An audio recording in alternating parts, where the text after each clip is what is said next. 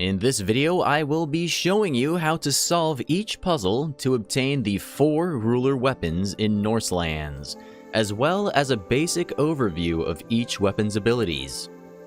As you unlock each weapon, they will be represented and stored within the Stones of Power. You need to have at least 2 walls on each side of the kingdom for the Stones of Power to have enough room to appear. You can switch your active weapon at the Stones of Power at any time for 5 coins. You simply need to wait for the stones to highlight the desired weapon. Up first on island number 1 is Heimdalls Horn.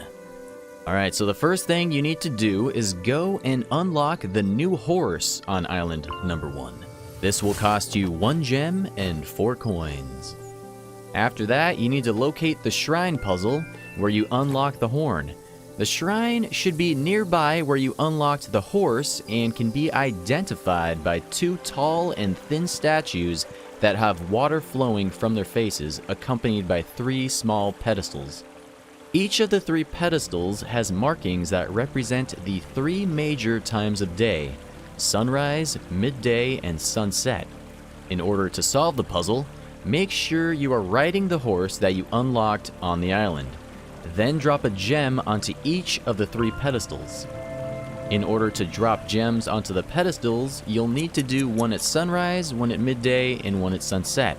You can tell when a pedestal is ready to receive a gem because there will be a ray of sunlight shining down over it. You can place the gems down in the exact same way that you drop a coin. Once all 3 gems are placed, Heimdalls Horn will descend from the heavens and can be obtained for 1 coin. Once you obtain the horn, a friendly ghost will come along and tell you the button that you need to press in order to activate it. The button is different depending on what system you are playing the game on, but on PC, for example, it's the W key, which represents up. The horn functions as a portal gun, essentially.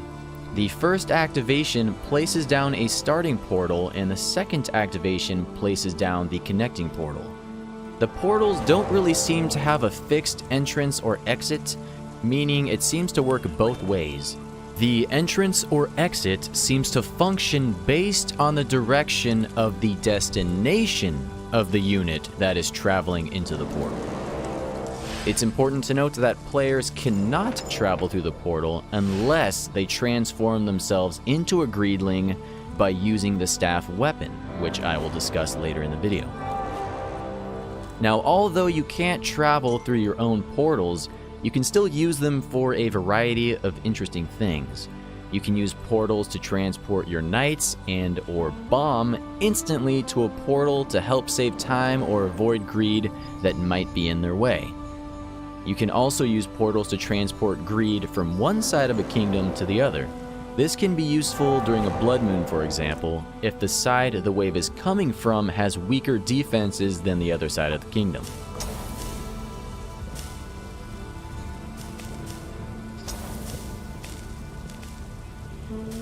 Up next is Thors Hammer, my personal favorite.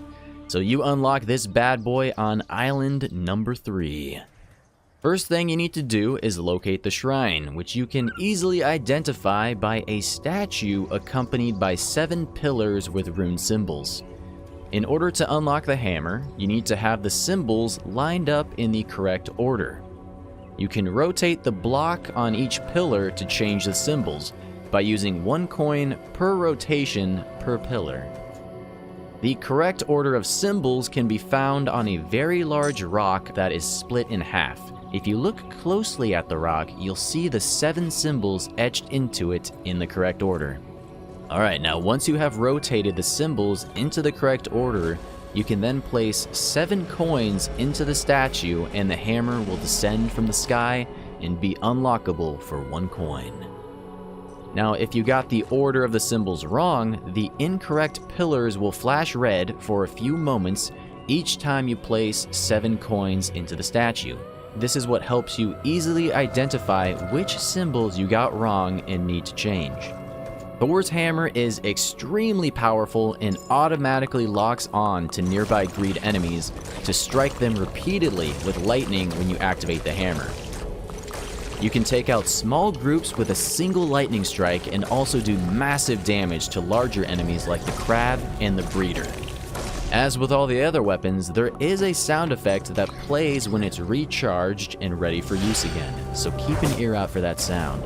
Needless to say, this weapon is great for defending your walls, great for bomb runs, and also useful for retrieving stolen coins from greedlings if you can catch up to them before they reach their portal.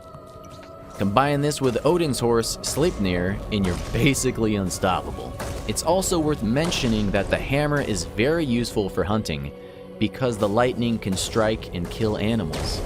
The lightning does not lock onto animals the same way that it locks onto the greed though, so you'll need to be a bit more patient when using it for hunting. But if used correctly, you can generate a lot of extra cash with it. Alright, third on the list is Hels Skull, which can be obtained on island number 4.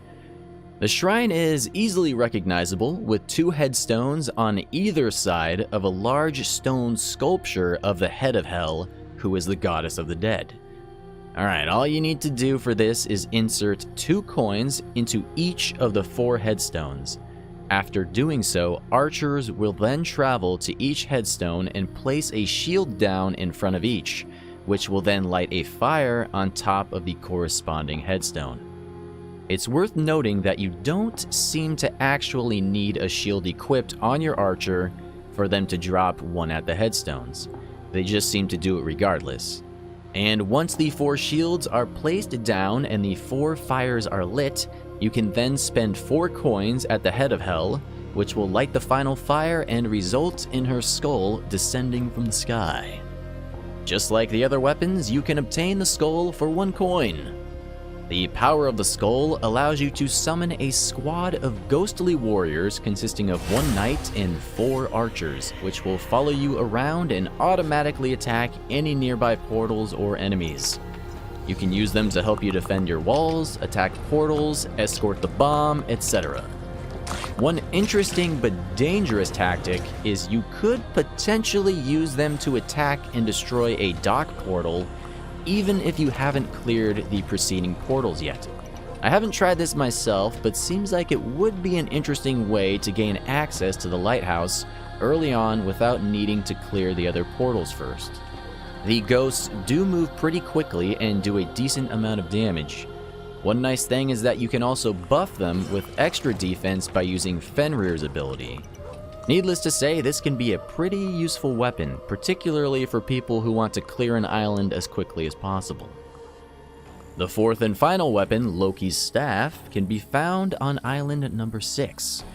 This one is definitely the most obscure and dangerous puzzle and took me quite a while to figure out. Essentially, you need to stand right next to the middle of the shrine and let the greed knock your crown off, so that the crown will fall into the center of the shrine.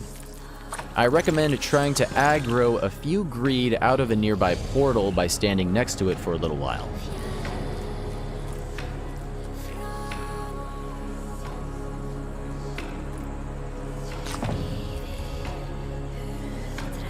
If you successfully get the crown into the arms of the statue, you'll then be transformed into a tiny little greedling. It's pretty crazy, but you can move around and act just like the greed do and you won't be attacked. In fact, not only will you not be attacked by the greed, but you will be attacked by your own archers. But don't worry, being attacked by your own units simply transforms you back into your human form. The staff is useful for a variety of scenarios. You can use it to evade the greed in a sticky situation. You can use it to attack your own units if you want them to drop their current weapons. This could potentially be useful if you have too many builders and you want to swap one out for an archer. You can also use it to scare your own units back inside of the walls if they are dilly-dallying out there late at night.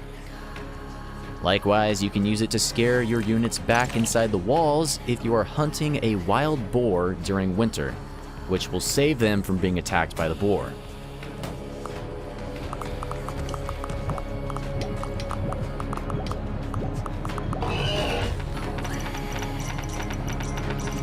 And honestly, probably the most useful aspect about the staff is that when you're a little greedling, you can direct where the breeders go. So if you walk near a breeder, he will start to follow you, so you can actually lead him away from your walls. It's kind of interesting.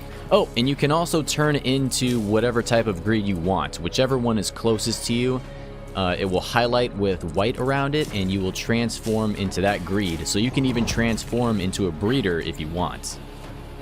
And I've never done this one myself, but I've heard that you can also use it to travel through portals created by Heimdalls Horn if you are playing in co-op. And well guys, that's it for the 4 weapons of Norselands. I think I summed it up pretty well, but as always, I'm sure there's more interesting and more complex ways you can use these items that I haven't described in the video or that I just haven't discovered yet. So if you know any tips or tricks, feel free to share them down below in the comments. And with that, thanks for watching, and I will see you fine folks in the next one.